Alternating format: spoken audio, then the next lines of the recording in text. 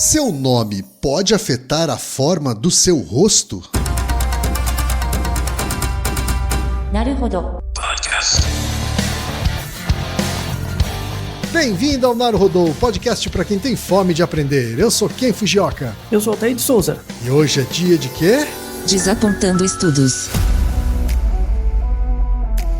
Você quer apoiar a ciência? Quer apoiar o pensamento científico? Quer ajudar o Naruhodo a se manter no ar? Ouvir os episódios e espalhar a palavra já é um grande passo. Mas existe um outro jeito. Quem possibilita isso é a Orelo. Você escolhe um valor de contribuição mensal e tem acesso a conteúdos exclusivos, conteúdos antecipados e vantagens especiais.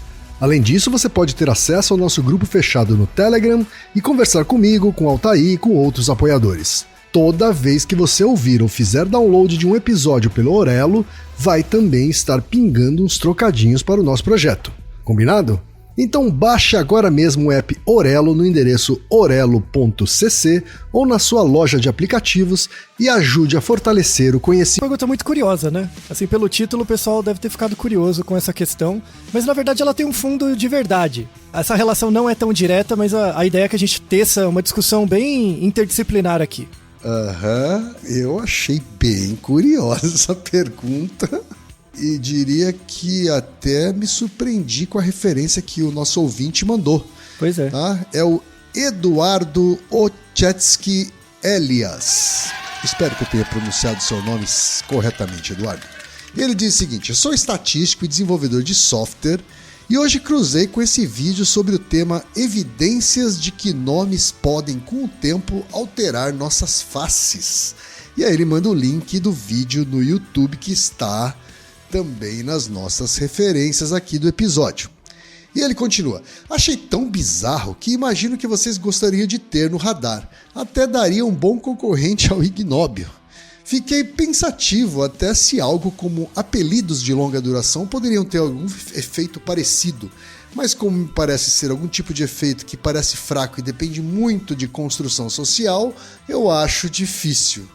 E espero que gostem. Obrigado, Altair. Afinal de contas, faz sentido essa afirmação que tá nesse vídeo que o nosso ouvinte mandou, Altair? Então, essa afirmação vem de um vídeo de divulgação que, na verdade, é linkado a um artigo que foi publicado agora em julho de 2024. Bem recente. E é um artigo publicado na PNAS, que é uma ótima revista, aliás. Né? E o título é exatamente assim: se nomes podem modificar a sua aparência facial. Né? Exatamente isso, tipo, não é bait, assim.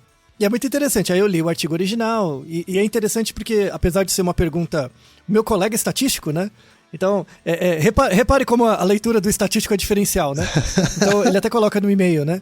Fiquei pensativo, né, se até como apelidos podem ter algum efeito parecido, mas como parece ser algum tipo de efeito que parece fraco e depende muito de construção social, eu acho difícil. Essa é a leitura de alguém que entende o método, já consegue pegar. Sim, né? Sim. Então, de fato, o artigo original é um artigo sério, publicado, bem feito, são 5 experimentos, sabe? A hipótese é interessante, a gente vai falar sobre ela, né? Mas aí quando você conhece o arcabouço estatístico e sabe ver os números, ele já bate o olho no tamanho de efeito, vê que não é tudo aquilo, né? Dá uma lidinha na introdução, aí você já consegue ter uma leitura mais qualificada. Sim. Para quem ainda não viu o vídeo, né, Altair?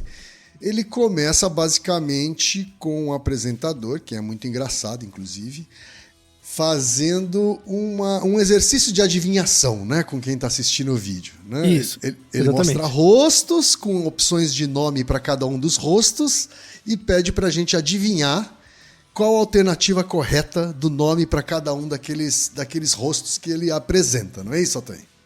Um dos experimentos é exatamente isso. Mas aí é interessante que ele faz o experimento. E aí ele pede, olha aí, né, tal. E aí depois ele fala as respostas corretas e ele diz, eu acertei 30%. Uhum. Só que pessoas de culturas diferentes ou que têm a língua nativa diferente acertam menos. Certo. Então tem esse caráter, a gente vai ver isso. Mas antes disso, Ken, tem um episódio, um Naruhodo que a gente gravou lá atrás, que é o 132, que é da onde surge o conceito de nomes próprios. A gente fala dos nomes próprios e tal. E aí eu perguntei qual é o seu nome. Pra mim, o seu nome é Ken, tá? Você tem um patronímico lá, que é um outro nome que sua mãe colocou, que não faria sentido na minha cabeça. Pra mim também é, Elton.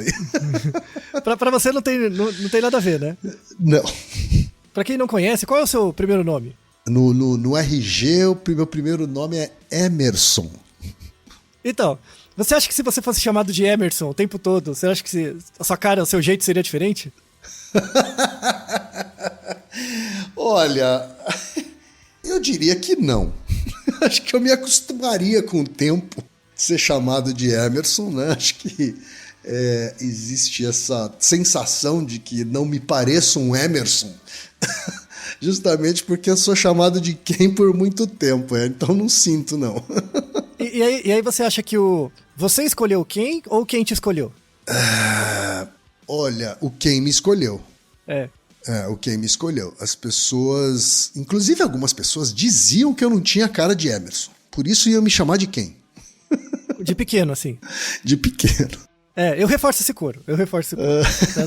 Emerson, você podia até dizer... Não, nada contra, mas...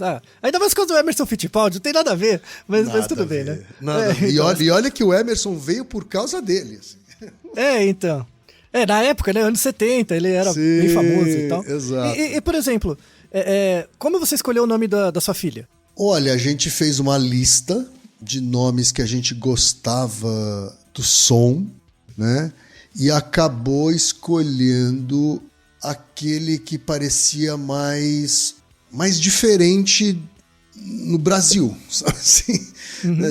Então, assim, dificilmente ela vai encontrar uma coleguinha ou uma amiguinha, né, chamada com o mesmo nome. Uhum. Mas você percebe que essa foi uma construção intencional de vocês, né? Não dela, né? Não. Claro que ela não precisa entender o motivo disso, né? Porque ela vai vivendo em função disso. Mas você acha que essa expectativa pode moldá-la, assim, não só comportamentalmente, mas do ponto de vista até de modificar fenótipo, traços físicos? Então, eu não consigo acreditar nisso. Então, vamos falar sobre isso, porque é muito interessante. Assim, parece muito estranho como é que o nome muda você e tal, né? Mas tem alguma evidência, que como o Eduardo notou no artigo, o efeito é fraco. O efeito é fraco, mas a hipótese é muito legal mesmo. E aí a gente tem um Naruhodô que é o... Cadê? Aqui. O 289, que é se a gente fica parecido com os nossos pais quando a gente envelhece. Uhum. A gente gravou nesse... E aí esse episódio eu achei muito importante, o 289, que é para discutir um conceito que chama herdabilidade. Herdabilidade. Então, assim, você tem o seu pai e sua mãe, né? As suas características físicas vêm dos seus pais. Mas você não é uma média deles. Você não é a média dos seus pais. Você é a média da variabilidade deles. Isso é uma coisa extremamente contraintuitiva.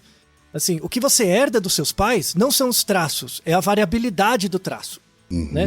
E sem entender o conceito de herdabilidade, você não entende porque é uma hipótese muito interessante essa de como o nome afeta a forma do rosto.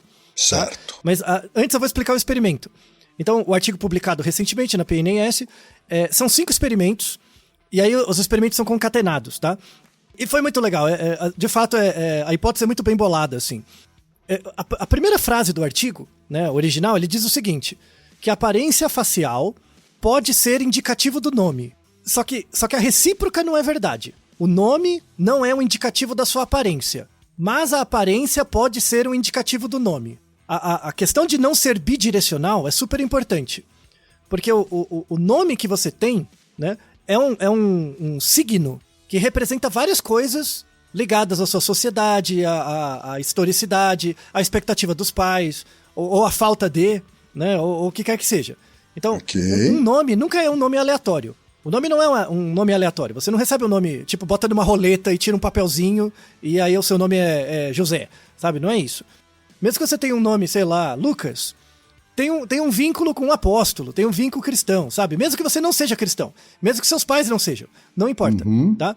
E isso é muito sensível do artigo. Então a aparência facial pode ser indicativo do nome.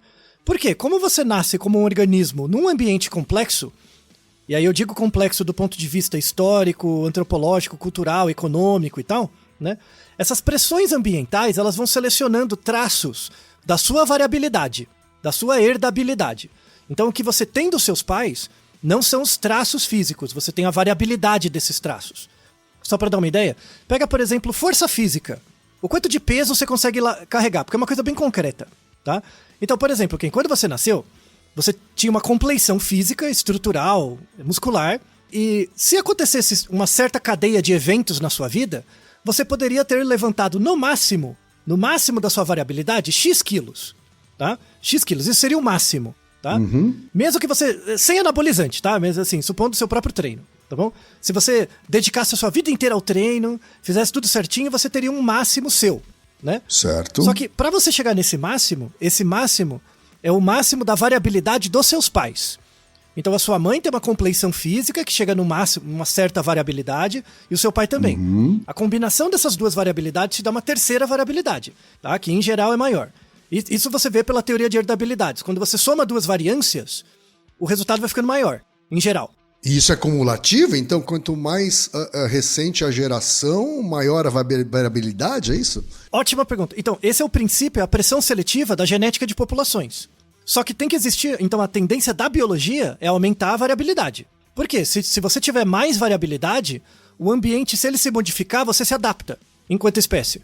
Se a gente selecionasse só a média, se você fosse exatamente a média dos seus pais, você já teria sido extinto. Porque as pessoas tenderiam a uma média das médias, e se acontecesse alguma coisa no ambiente que divergisse disso, acabou todo mundo. Certo. Teria menos variabilidade, então, portanto, menos chance daquela espécie seguir em frente. Isso, você seria mais vítima de qualquer mudança do ambiente. Como que passa pra frente? É a variância e não a média? Quando você vai somando variâncias, vai aumentando. E aí o que limita? O ambiente limita. E aí a gente entra no começo de uma discussão muito interessante, que é assim, o povo das humanas fica falando assim, a biologia limita você, né? Você já ouviu falar disso, né? O povo muito humanas, assim, muito cirandeiro, assim mesmo, que não estuda biologia desde o ensino médio e nem lembrava, fica falando assim, não, é a biologia que massacra o indivíduo num nome, num diagnóstico. Não é verdade. Quem restringe de verdade é as humanas. Se você entende de fato seleção natural, você entende que o que é selecionado é a variabilidade. Então, se você tem um ambiente realmente amplo, a tendência é que os organismos vão ficando cada vez mais diferentes. Certo. Vai ter cada vez mais variabilidade da mesma espécie entre si, né? Então, a sociedade, a cultura serve para limitar a grande expressão de variabilidade biológica que a gente tem. A nossa capacidade biológica, por exemplo, é de se expressar de uma forma muito maior do que qualquer língua que já existiu. Por exemplo, a gente tem muito potencial ainda para desenvolver. Então, nesse sentido, que é bem contra-intuitivo, o que é limitante são as humanidades.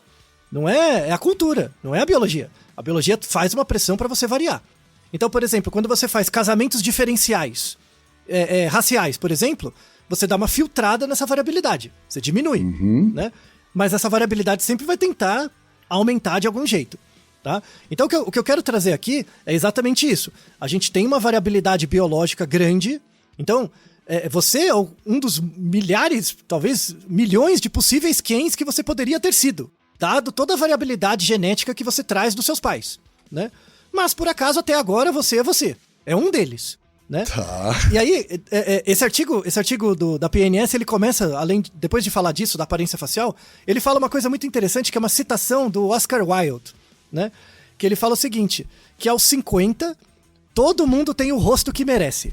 Você concorda com isso, Ken? Que aos 50, todo mundo tem o rosto que merece? É uma boa frase. É uma boa frase. É o que a vida fez de você até ali, né? Até mais ou menos a metade da sua vida, né? Sim, verdade. As suas escolhas durante a vida, de alguma forma, vão estar refletidas ali, né?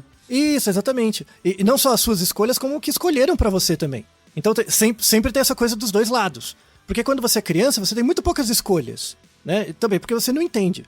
Então, muita dessa transmutação, assim, dessa congruência entre a face e o nome é construção social.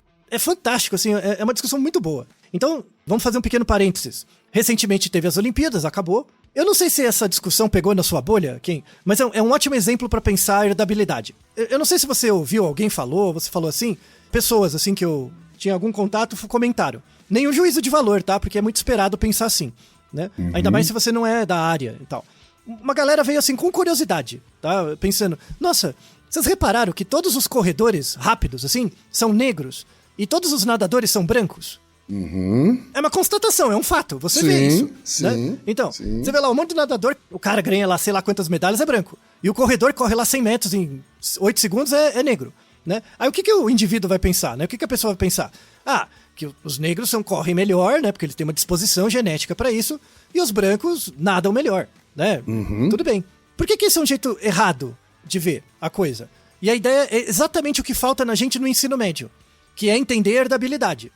O que a gente herda dos pais é a variabilidade, não a média, né? Sim. Então, por exemplo, aí a pessoa pode retrucar, não, mas eu tô vendo, todos os nadadores são brancos e os corredores são negros, né, de velocidade. Então, existe um histórico de que em países onde tem muitos brancos, você tem uma tradição de ter incentivo a nadar, né, em geral. E países africanos você tem promoção de pessoas que correm muito, tá? Então, por exemplo, e aí vale como experimento, se a gente pega um país da África e começa a injetar dinheiro para formar nadador, em algumas décadas a gente vai ter nadador ganhador de medalha. Por quê? Porque existem, assim, não tem nada a ver com a cor. Tem um monte de gente que é capaz de nadar e nada bem na África. Só que nem a pessoa sabe. Ela não sabe, ela não tem esse potencial. Então, por exemplo, se aparecer uma escola em que incentiva todo mundo a nadar, e isso for muito comum nos países africanos, por exemplo, aquelas pessoas que têm uma aptidão, né, uma variabilidade gênica que predispõe ela a nadar bem, ela vai aparecer e vai ser canalizada por esse caminho. Sim. Né? Se não tem o caminho, você não se torna. É simples assim. Verdade. Tá? Então, essa é a discussão. E isso acontece. Tá? Se você começar a incentivar, por exemplo, corridas de velocidade, né? Corridas de velocidade em países europeus, por exemplo, dá mais incentivo, vai começar a filtrar mais também. Né? Então, nos Estados Unidos, por exemplo, você tem muita promoção de corrida. E aí, em geral, a população mais envolvida com o esporte é a população menos favorecida economicamente. Então o viés não é étnico, é econômico. Né? Se você começar a ter brancos com dificuldade econômica, pode ser que canalize para esse caminho também. Porque aí o cara preferiu ganhar dinheiro com outro trabalho, que é mais seguro, enfim, do que investir tempo, pode ser que dê tudo errado correndo. Percebe quem que é? Essa relação entre corpo e ambiente, né? É muito interessante. Verdade. A gente tem também, né, o Naruhodô sobre se japonês é tudo igual, que a gente trata exatamente disso, né? Que quando você fala que japonês é tudo igual, fala muito mais de você do que do outro. Você que não sabe perceber a variabilidade dos japoneses. Então não é que o japonês é tudo igual. E a gente fala da teoria da atribuição.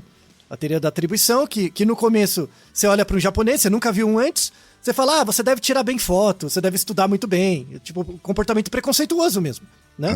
Porque você está fazendo uma atribuição de você no outro. A partir do momento que você conhece mais, você vai criar categorias. Não, tem o japonês, o chinês e o coreano.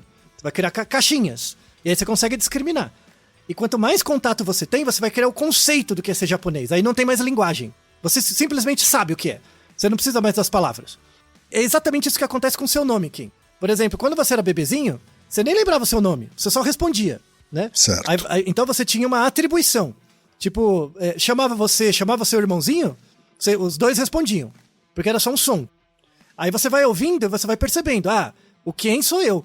E aí é muito interessante. Lembra os experimentos do Piaget, né? A gente até falou no Naruhodô anterior sobre se animais se veem no espelho. Eu contei um experimento do Piaget que é muito interessante. O Piaget mostrou uma foto da filha dele para a própria filha, né? E a filha tinha 3 anos. Aí ele perguntou, quem é essa pessoa? Tinha dias que a filha respondia eu e tinha dias que ela respondia a Luciene, que era o nome. Então ela tava nas categorias ainda. Às vezes sou eu, às vezes é meu nome, né? Certo. Até uns 3 anos tem isso, que pareia com se ver no espelho. Chega uma hora que você tá tão acostumado com o seu nome, que o seu nome é seu. Então você não precisa mais da linguagem, é seu, assim, é como se fosse uma tatuagem interna, é o seu nome. Né? E essa é a premissa desse artigo. Do mesmo jeito que você incorpora o nome como parte da sua identidade social, pareado com esse nome, você vai incorporar outras coisas que vão modificar o seu comportamento no longo prazo. E também vai modificar seu corpo. Meu Deus. Então, é um processo estocástico de estados. É como uma coisa pequena que você faz agora, mas está sempre presente. Então essa coisa vai gerar um ruído estocástico. Um ruído temporal. Na série temporal da sua cadeia de eventos. Mas essa interferência, vamos dizer assim, essa afetação no meu corpo físico, né? É que é uma correlação fraca? É que é uma... Isso, exatamente. É porque é um ruído muito pequeno. Existe o ruído, mas é pequeno. Isso, é pequeno. Eu dou um exemplo. Meu nome é bem esquisito, né? Meu nome é Altair, A-L-T-A-Y, que é um nome turco, tá? É o nome da Turquia, é um nome de velho, mas existe na Turquia. Que muita gente, inclusive, erra, tá? Vou aproveitar, inclusive, para soletrar de novo aqui, é A-L-T-A-Y, tá? Altair, tá? Não é Altair. Mas tudo bem, né? Não é Taí, etc, etc, tá? E é um nome de origem turca, certo? É um nome turco. Tanto é, por exemplo, faz parte da minha identidade aceitar que os outros falem o meu nome errado. Porque é hábito. Então, incorpora isso também. Por exemplo, eu posso fazer... Isso até é uma extrapolação. Será que o fato de eu ser cientista tem a ver com isso? Porque é aceitar o erro dos outros o tempo todo? Sabe? Pode ser que tenha. Pode ser que tenha mesmo. Sabe? Só que é um ruído estocástico. E aí, por exemplo, uma curiosidade, né? Reginaldo até põe um sonzinho. Na Turquia tem um time de futebol com o meu nome.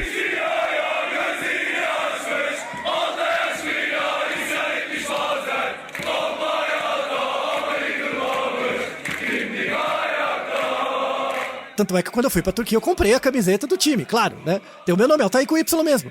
Compraria também, se tivesse um nome de time de futebol chamado Ken, eu já teria comprado também. É, claro, então. Você cria essa identificação, e claro, né? E aí, já fui no jogo de futebol lá na Turquia também, ver e tal. É legal, né? É muito legal estar na Turquia, eles gritam o seu nome, é muito estranho. É verdade. Mas é legal. Aliás, eu tava aqui pensando que se o nome do time de futebol fosse Emerson, eu já não estaria tão interessado assim. Tá vendo? Então, você percebe o vínculo, como o nome é importante para você criar esse vínculo social? Pela repetição do seu nome mesmo. Né? Porque quando você fala eu, o eu é uma palavra que todo mundo tem. Todo mundo usa esse eu. Sim. Mas quando fala o seu nome, você tá falando de você para você mesmo. Certo. Então é um ciclo mesmo, é um ciclo de contato. Sabe? É um ruído estocástico. Você tem a sua cadeia de comportamentos de eventos e o seu nome é um ruído estocástico. Ele gera um efeito bem pequeno, mas consistente. Né? E a ideia é que isso vai modificando mesmo. A questão é, como que é o mecanismo disso? Será que altera, tipo, expressão de gene? Não se sabe. Aí esses 5 experimentos do artigo, que são muito legais, eles querem saber se pelo menos o efeito existe. Então, como você bem comentou, no primeiro experimento, eles colocaram fotos de adultos e fotos de crianças. Criança, o que você define como criança? Criança de 8 a 12 anos. É um jovenzinho. Então eles botam a foto, né, do adulto, e botam 4 opções de nome. Pra você acertar por acaso, é 25%. Sim. Então, por exemplo, se eu boto uma foto e 4 nomes, eu coloco por uma amostra de pessoas, e a taxa de acerto for até 25%, é o acaso. Sim. É acaso, tá? Se você chutar, provavelmente vai dar perto disso. Isso. Então, o que seria acerto é quando é mais que o acaso. Não é acertar 100%. E aí eles pegam uma amostra grande, cada experimento tem mais de 300 pessoas, tá? E aí é bem interessante, porque eles mostram fotos de adultos para adultos e de adultos para crianças também, tá? Crianças de 8 a 12 anos. E o interessante, os 2 grupos acertam mais que o acaso. Eles acertam mais que 25%, não muito a mais. Eles acertam cerca de 35%. É um pouco a mais, tá, né, do que o acaso. Um pouco a mais. Mas o interessante é que as crianças de 8 anos tem uma acurácia tão grande quanto os adultos. Então parece que esse pareamento entre face e nome, você pega cedo, esse ruído. E aí depois fizeram o mesmo experimento com fotos de crianças. E pediram para as crianças identificarem o nome e os adultos também. Aí a taxa de acerto é menor que o acaso. Ou seja, você precisa de um tempo de exposição ali a esse ruído estocástico. Muito bem, exatamente. Tem um ruído menor, um tempo menor. Então parece que é uma construção mesmo. E é muito interessante. E aí eles avançaram mais isso, né? Então eles pegaram depois, um outro experimento, um banco de 1.164 faces de adultos e crianças, colocaram para um algoritmo de machine learning chamado GAN, né? Que é o Generative Adversarial Network. E aí eles colocaram assim, as faces, apresentava para o algoritmo com os nomes, né? E aí pedia pro algoritmo ir lá processando e achando padrões. Né? Certo. E aí eles foram treinando o algoritmo até ele acertar 60% das vezes. 60% das vezes, que é bem mais que o acaso. Né? E aí eles pegaram, aí eles foram ver lá nas fotos, nos pixels, quais pixels eram mais associados com as taxas de acerto. E aí eles acharam para cada nome meio que uma marca no rosto. Tem certos traços do rosto que eram associados com certos nomes. Entende? Tem características do rosto do João que faziam os outros perceberem que ele era o João. Lembrando que foi feito nos Estados Unidos, então os nomes eram americanos, né, em inglês. Se você quiser saber no Brasil, tem que padronizar pra cá. Tem que fazer outro experimento pra cá. Mas eles identificaram tipo uma gestalt, um padrão de visualização do rosto associado com cada nome, que parece que a gente aprende a identificar também. Sabe, essa gestalt, essa carinha, né? Então, quando você fala, você tem cara de... É meio isso que a pessoa tá vendo, uma gestalt dos seus olhos, com a testa, com a sobrancelha, com a boca e tal. Tá. E aí, depois eles fizeram outros 2 experimentos últimos, em que eles pegaram faces geradas pelo computador. Então, por exemplo, eu descobri a cara do John. O John tem essa cara, com essas características. Certo. Aí você chega pro algoritmo, então me faz a cara do John. Aí ele faz a cara típica, né? E aí você mostra isso, essa cara artificial, para as pessoas responderem, tanto os adultos quanto as crianças, né? E aí o que aconteceu? Deu acaso. Deu a taxa do acaso. Do acaso, deu menos que o acaso, né? Então parece que tem traços no rosto, mas ainda não é o suficiente. Tem alguma coisa a mais, sabe? Então, o que eles mostram nesse artigo, e o artigo é muito honesto, assim, eles mostram, ó, é um efeito pequeno, mas é estocástico e existe. Só que não se baseia apenas na sua face, nos atributos da face, não é tão milimétrico assim. Tem mais alguma coisa não verbal que a gente capta da foto, sabe? E a gente não sabe o que é. E aí abre muitas perguntas. É muito interessante que é esse trabalho, sabe? É exatamente por isso. E aí ele não faz uma discussão, agora eu faço a discussão por mim mesmo.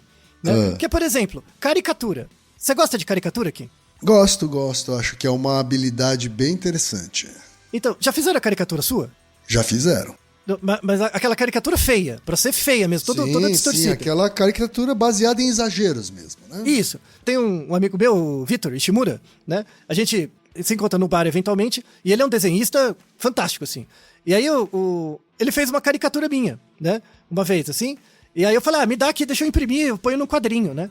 E aí eu coloco no quadrinho do bar que a gente vai, né? E tá lá, né? E aí é muito interessante, porque o que acontece? Assim, eu sei que eu sou eu mesmo, e eu me reconheço. Aí tem dias que aparece uma pessoa lá no bar e olha, nossa, que feio, né? Tipo, olha o quadrinho, porque ele é distorcido mesmo, ele é todo deformado e é pra ser assim, né? Mas o mais interessante é quando eu tô lá, uma pessoa aleatória olha pro quadrinho e olha pra mim, nossa, é você. É exatamente isso. Certo. A pessoa reconhece, sabe? Mesmo sendo estranho. Quer dizer, o cara que é bom em fazer caricaturas, ele tem um bom instinto para captar essas coisas que caracterizam a gente, assim? Como, sim. Inclusive relacionada ao nome? Sim, então, eu tenho uma hipótese em relação a isso, porque a gente tem uma área cerebral específica para rosto, que é o giro fusiforme. A gente tem uma área do cérebro só para isso, só rosto. É a mesma que sofre o efeito da pareidolia? Isso, exatamente. Exatamente. A gente tem o Naruhodo 172. Se as nuvens têm o formato de alguma coisa, recruta essa área. Quando você olha um carro, olha uma tomadinha, é a mesma coisa, né? Certo. Tanto é que quando você tem uma lesão nessa área, você tem uma condição que chama prosopagnosia, que você não consegue reconhecer rosto nem das pessoas, dos familiares, né? Você vê o olho, o nariz, a boca, mas você não sabe juntar, né? Certo. E aí o interessante é que essa área do giro fusiforme, ele sofre uma influência muito grande da aprendizagem social. Então tem um trabalho, desde os anos 80, a gente já sabe que o giro fusiforme funciona diferente quando você vê o rosto de alguém familiar e não familiar, desconhecido. Já tem uma ativação diferente. Conforme a pessoa vai ficando mais familiar para você, a apresentação dela do giro fusiforme vai mudando. Eu concordo com você que eu acho que quem sabe fazer bem caricatura tem uma habilidade de decodificar rosto e pegar os pontos principais. Como esse experimento do algoritmo, que eles tentaram pegar os pontos principais do João. Certo. Por exemplo. Sabe, pessoas que fazem bem caricatura têm essa habilidade. Eu acho uma habilidade artística fantástica. E eu gosto das caricaturas feias, sabe? Aquele bem deformado mesmo, porque você bate o olho e vê a pessoa, nossa, é você. Você nunca parou pra pensar como é genial isso? Sabe? Sim. Você não conhece a pessoa. Aí você vê uma caricatura toda feia, parece um bicho disforme. Mas aí quando você vê a pessoa e olha pra caricatura, nossa, é você, né? Então, é a genialidade de quem desenha e mostra a nossa habilidade de reconhecer, né? Sim. Que quando eu olho pra sua cara, eu vejo muito pouco da sua cara. Eu pego muito pouca informação pra reconhecer quem você é de verdade. Eu próprio, Altair. Por isso que eu fiquei realmente impressionado com a caricatura que esse meu amigo fez, assim, sabe? Eu já tinha visto outras caricaturas minhas, né, feitas por ilustradores profissionais e tal, mas nenhuma tinha me impressionado, sabe assim? Agora, essa que esse meu amigo fez há alguns anos, assim, captou, sabe assim? Captou aquilo que de fato me caracteriza, assim, sabe? Sim. E aí parece simpático, né? Você olha assim, parece simpático, né? Sim. É pra ser feio, tem que ser feio, disforme, porque todo mundo é meio feio, sabe? Ressalta mesmo. Mas você tá ali, sabe? É o bichinho da sua cabeça. Eu acho muito legal. Caricatura é um negócio que eu acho bacana mesmo. É interessante mesmo. É igual seu nome. O nome tem uma relação de estranheza também com você. Porque ele é e não é. Sabe? Ele tá sempre te retroalimentando. É o ruído estocástico. Ele sempre fica batendo, sabe? Essa relação de nome vai modificando você. Né? Modifica a relação que você tem com os outros, a relação que os outros têm com você. E isso muda o seu corpo. Claro, porque você age na interação com o ambiente. Eu nunca te vi tão empolgado com um efeito estatisticamente tão fraco. Por quê? Porque ele é estocástico. Os efeitos estocásticos com efeito temporal... Ah, você é rei disso, quem? A propaganda. Pensa aqui, ó. Pensa as grandes propagandas que você fez. Eu lembro as propagandas de carro que ganhou prêmio. Né? Tipo, continua no ideário popular 30 anos depois, 20 anos depois. Você tinha controle disso? Pensa naquela porcaria daquela propaganda, compre batom, compre batom. Não há nenhum controle sobre isso. Eu tenho certeza que os caras que decidiram essa propaganda do criativo tomaram a decisão em 5 minutos, sabe? Foi uma coisa lá bem meio, vamos aí e tal. Nem imagina o efeito estocástico, né? Mas é isso, sabe? O marketing é cheio dessas coisas. São efeitos pequenos, quando você faz o experimento é pequeno, mas tem um puta impacto grande a longo prazo. Sabe? É exatamente isso, essa relação entre o rosto e a face, né? Aí, assim, no artigo não ficou claro, e aí são as hipóteses, né? Esse artigo é muito bom porque ele abre muitas hipóteses boas. Que assim, tudo bem, vamos supor que existe a cara do Ken, sabe? Tem a cara do Ken, assim, mais ou menos. Como essa cara se forma, do ponto de vista do método? Não se sabe, né? Aí tem estudos pra ver isso, de antropologia ou mesmo de genética populacional. Beleza. O que a cara do Ken tem de especial? Quando eu penso, cara do Ken, o que chama atenção? É o sobrancelho, o olho, a testa? Não se sabe. Você olha numa gestalt como todo, né? E aí tem um autor, tem um artigo dele, né, psicólogo, que é o Gary Allen, que ele é muito legal. Ele faz uma relação entre a teoria evolutiva e a gestalt, a teoria da gestalt, né? E ele fala que o que dá significado para um rosto é o todo e não as partes. Você olhar só as partes, você não vê o rosto é o todo, é tudo junto, né? Aquela gestalt. E aí, ele põe uma hipótese que a resposta às faces, né, é um mecanismo que a gente desenvolve para identificar primeiro os seus pais. Então, por exemplo, imagina que você, milhares de anos atrás, você tem vários filhotes. E você tem que saber quais filhotes são seus e quais não são. Então, desde muito pequeno, o filhote tem que saber reconhecer o pai e a mãe, o rosto, para chamar, e o pai e a mãe tem que saber reconhecer o bebê, para impossibilitar que você mate o filhote ou abandone ele. Então essa necessidade rápida de aprendizagem, não das partes do rosto, mas do rosto, é a adaptação que está por trás dessa gestalt, assim, de você aprender a reconhecer rosto fácil. Certo. E aí tem uma outra hipótese que ele coloca, que é a hipótese da empatia. Que é assim, eu não sei se você já fez isso, Ken, ou se você já reparou. Você já reparou que quando você vai cumprimentar uma pessoa, a pessoa levanta a sobrancelha? Não tinha reparado, Altair, mas pensando agora me parece real. Então, começa a reparar agora, tipo, pessoas que você já conhece ou pessoas que você acabou de conhecer. Oi, tudo bem? Repara se a pessoa levanta a sobrancelha. Só uma levantadinha rápida, né? O eyeball flash, que eles chamam, isso, tá?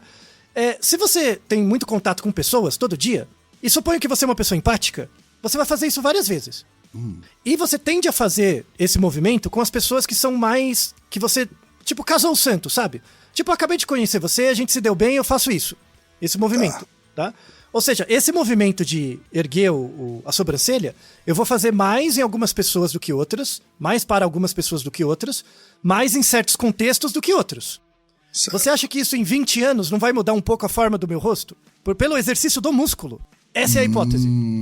Essa é a hipótese. Isso já começa a fazer mais sentido para mim, essa afetação no nosso corpo físico. Isso, então. A maneira como a gente usa o rosto é a maneira como a gente expressa emoções. E emoções sociais, né? Sim. Dependendo do contexto onde você está, com quem você vive e tal, você vai moldar o padrão de utilização dos músculos do rosto às interações que você tem. Quem escolheu o nome da sua filha? Foi você, não foi? Foi vocês. Fomos nós, eu e a Fernanda. Já não lembro mais qual dos dois falou primeiro. Mas não importa. Mas assim, vocês escolheram, né? Sim. A criança já nasceu nesse contexto. E quando ela começar a ter as expressões faciais e movimentar o rosto, ela vai movimentar o rosto em função dessa expectativa que já é criada. Daqui a 20 anos, vai ter uma pequena alteração sim. Só que isso é terrível de testar, porque eu tenho que botar um eletrodo na sua cara por 20 anos. Esse que é o problema. Mas, por exemplo, pense em atividade física. Imagina que você, nos últimos 10 anos, você fizesse musculação, Kim.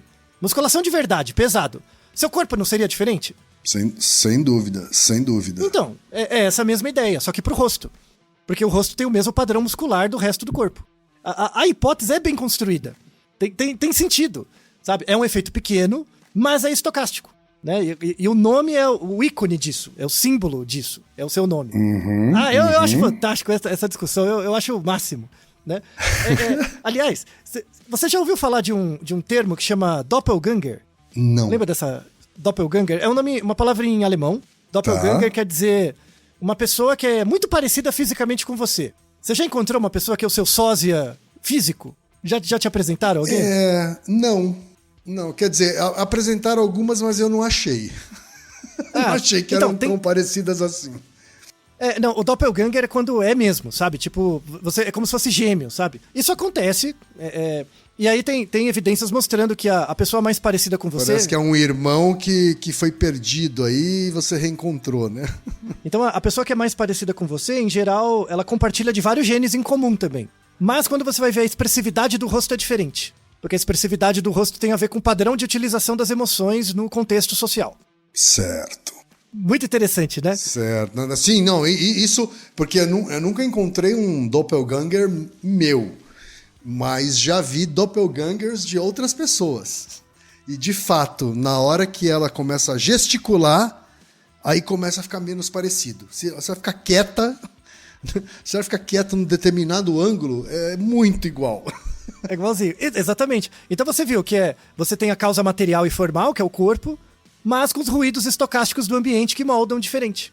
A não ser que aquele sósia, né, ou aquela sósia, tenha praticado, inclusive, os gestos, né, a forma do corpo. Né? Por exemplo, tem um sósia do Michael Jackson, que é famoso internacionalmente, inclusive, ele faz shows lá fora, porque ele, além de ser fisicamente parecido, ele dança e gesticula igualzinho ao Michael Jackson, porque ele aprendeu isso, assim, né? Ele treinou... Tem todos os trejeitos. Ele treinou todos os trejeitos, exatamente. Então no palco, né, que você fica até um pouquinho mais distante, né, desse sósia, é muito convincente. Sim, exatamente. Então você pode treinar para ficar parecido com os outros, mas o importante é você ver que esse processo de desenvolvimento da congruência entre face e nome, né, acontece com o amadurecimento. É o tempo mesmo, você se projetando no ambiente e o efeito do ambiente sobre você, vai deixando essas marcas no corpo. Faz sentido. Mesmo, que tem a ver com seus padrões comportamentais que se reflete na forma do rosto, né, na forma como os músculos são recrutados. Né? É uma hipótese muito difícil de testar, porque é um experimento de muito longo prazo, mas é muito legal.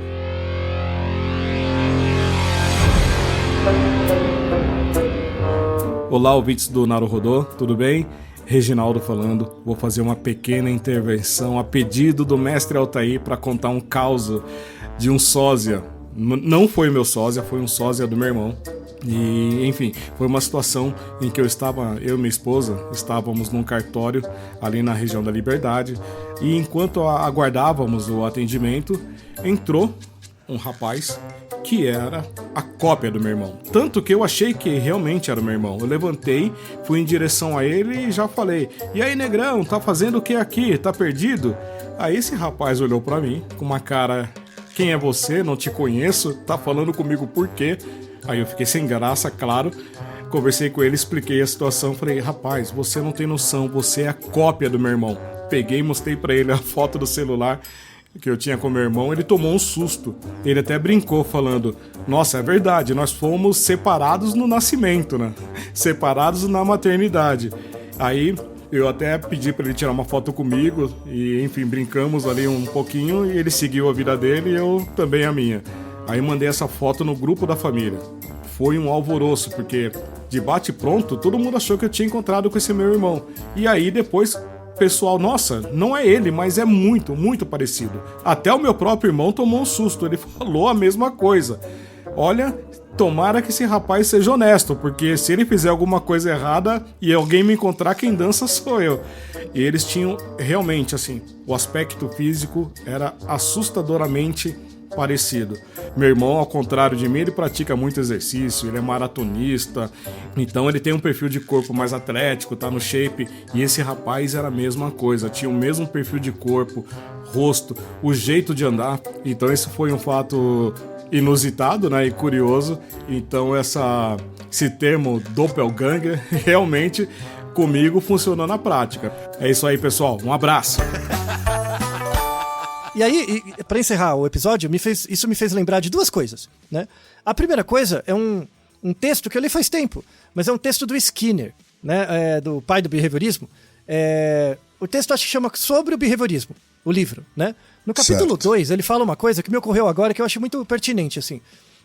Desse livro ele fala o seguinte, que o nosso mundo interno, ele é resultado de aprendizagem social.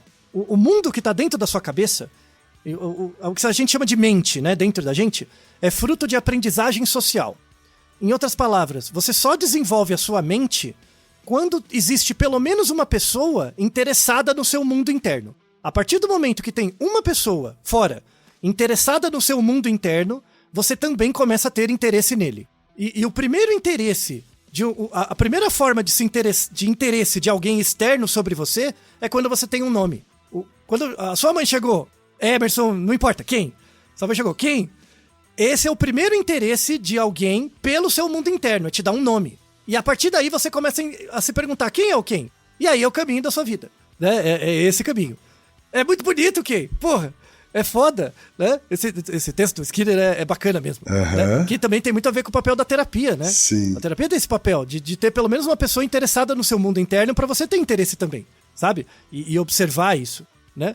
E aí, pra encerrar o episódio, eu vou fazer uma última metáfora, né? Porque a primeira foi uma coisa mais psicológica, agora é uma coisa mais cultural, né?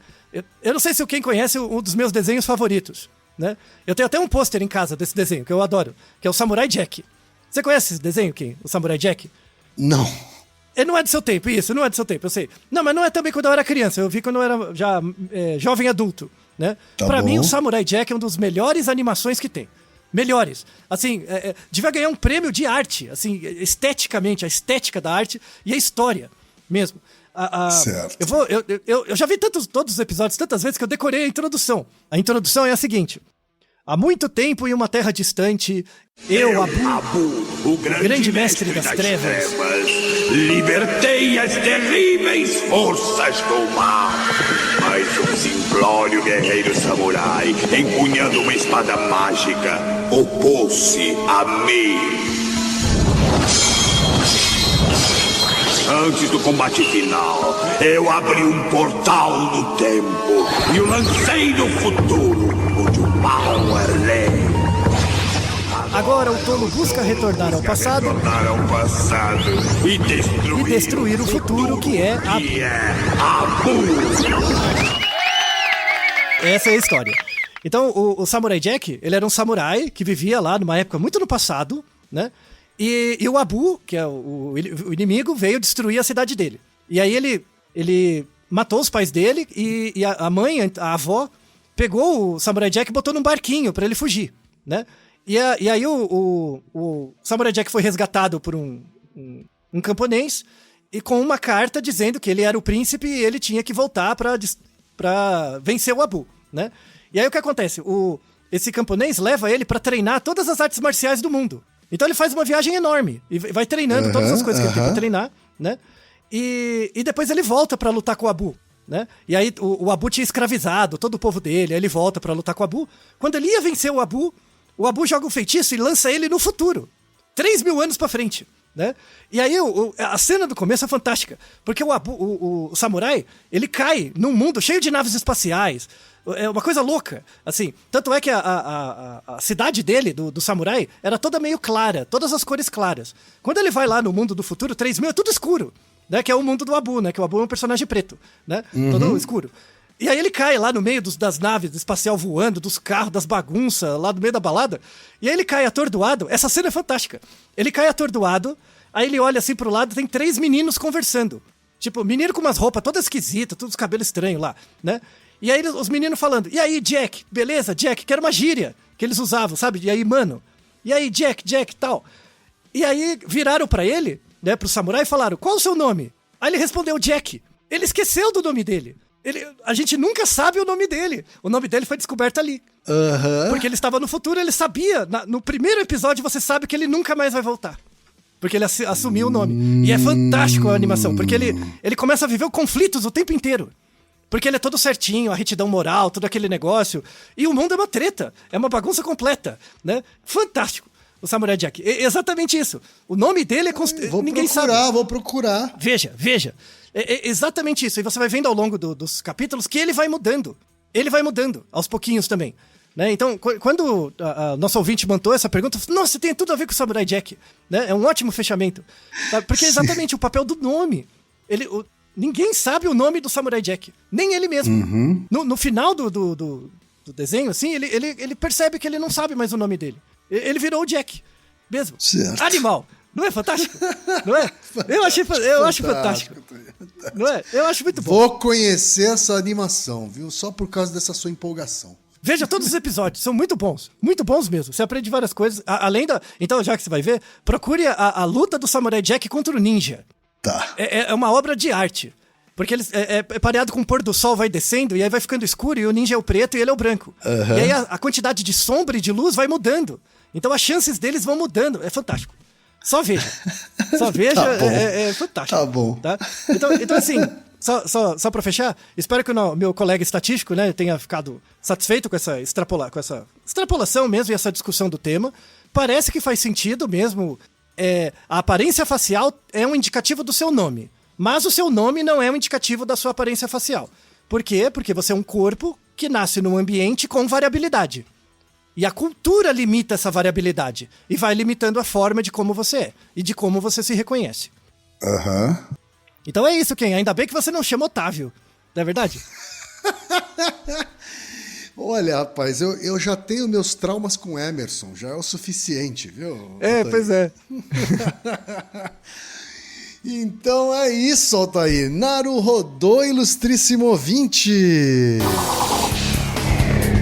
E você já sabe, aqui no Naruhodô, quem faz a pauta é você. Você tem alguma pergunta pra gente ou quer comentar algum episódio? Escreva pra nós. podcast@naruhodô.com.br. Repetindo? podcast@naruhodô.com.br. E lembre-se, mande nome completo, idade, profissão e a cidade de onde você está falando. É isso aí. Naruhodo. Esse podcast é apresentado por b9.com.br.